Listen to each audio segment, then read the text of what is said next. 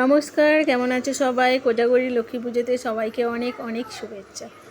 বাড়িতে মানা হয় বাড়ির বউ মানে বাড়ির লক্ষ্মী, তাই সকালবেলা ঘরের কাজ সেরে স্নান করে একটু সাজুগুজু করে চলে এলাম ঠাকুর ঘরে সিংহাসনটা পরিষ্কার করতে।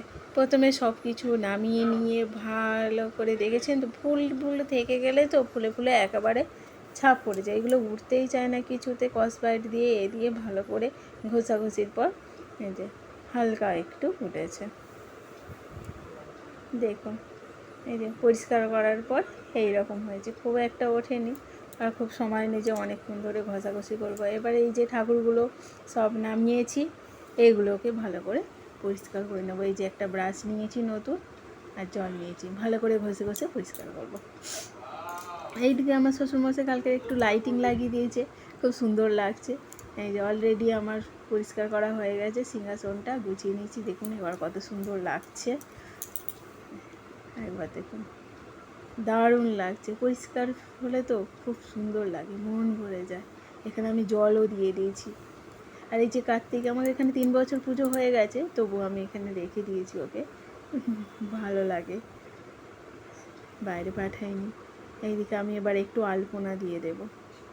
পুজোতে তো লক্ষ্মী পুজো বলো আর যে কোনো পুজো বলো, আলপনা না দিলে যেন মনে হয় সব কিছু অসম্পূর্ণ থেকে গেল। আলপনা দিতে আমারও খুব ভালো লাগে, আর আলপনা দিলেও পুজোর জায়গা বলো, ঘর, যে বাড়ি, সব জায়গায় ভালো লাগে। আর এদিকে আমার মেয়ে বলছিল আমিও একটু আলপনা দেবো, তাই এদিকেও আলপনা নিয়ে নিচ্ছে। এবার এলাম রান্নার দিকে। এটা হচ্ছে সব রকম সবজি দিয়ে পাঁচমিশালি, একটু লাবড়া, একটু খিচুড়ি হবে ভোগে। আর এইদিকে একটা হাঁড়িতে বসিয়েছি পায়েস। এই যে পায়েসটাও অনেকটা হয়ে এসেছে। এদিকে পাঁপড় ভাজা, আর এর তলায় রয়েছে 5 রকম ভাজা ঠাকুরের ভোগের জন্য। নারকেল নাড়ু টাড়ু হবে রাতে হবে না, বিকালের দিকে হবে। আপাতত এখন এইগুলো করে রাখছি।